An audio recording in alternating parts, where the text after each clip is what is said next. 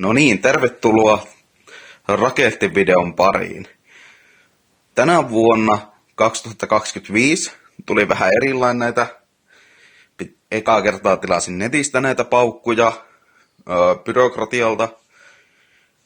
Paketti tuli noudettavaksi myyntipisteeseen ja sitten otin samalla vähän täytettä siihen tilaukseen paikan päältä sesonkimyynnistä. Ja aloitetaan vaikka, eli Pyronetin Fireball, näitä on tosiaan vain yksi kappale. Isosti ruutia, jysähtää mukavasti. Ja sitten meillä on byrokratialta roomalaisia, tommosia 3 pakkeja, 2 kappaletta, eli yhteensä 6. Mitäs meillä sitten löytyy? Sitten löytyy Exclusion Zone, tämmönen isoja tundereita, pamahtaa mukavasti.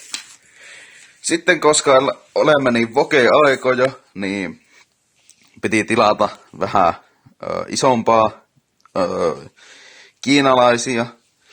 Eli noita on 2 pakkaletta. Nuo ei ole vissi edes, noita ei enää saa myydä edes kiinalaisina, niin en mä tiedä. Vitu EU varmaan tämänkin takana.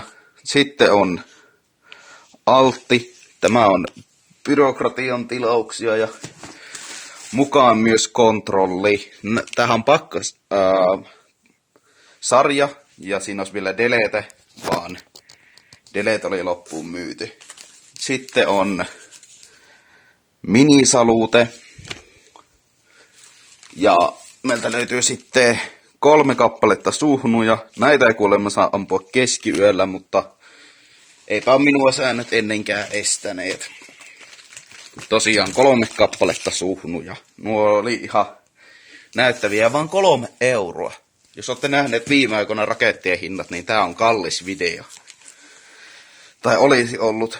Sitten on pioneereja. Nämä on ihan perustundereita Pyronetista.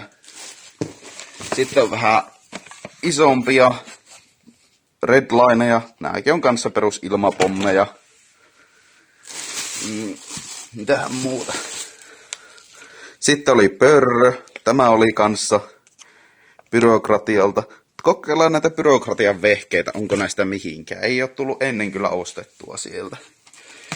Sitten on Pyronetistä. Ne oli mitä käytiin hakkeen paikan päältä. Eli lisää tundereita tietenkin. Quasar Blast. Varmaan ihan jysähtää mukavasti. Ja sitten on paras kaikkien aikojen pommeista. Maga Explosion. Make America Great Again. Varmasti, en tiedä mitään nuista, mutta nimen perusteella tuli nuo ostettua. Ja koko illan kruunaa sitten Reckoningi byrokratialta. Tää on nyt aika helvetinmoinen pata itelle.